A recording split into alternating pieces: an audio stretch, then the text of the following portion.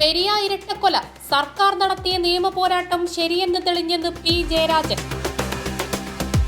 CPM-നെതിരായ നുണക്കോട്ട പൊളിഞ്ഞെന്ന് KV Kunhiraman. CBIയുടെ കണ്ടെത്തലുകൾ തെറ്റിയെന്നും വിമർശനം.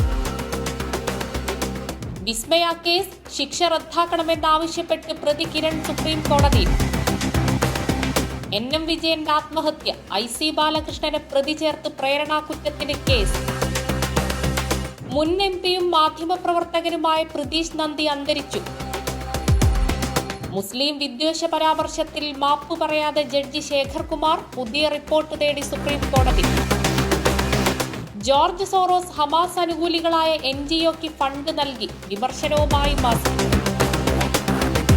പമ്പയിൽ മദ്യപിച്ച ഫയർഫോഴ്സ് ഉദ്യോഗസ്ഥർക്ക് സസ്പെൻഷൻ.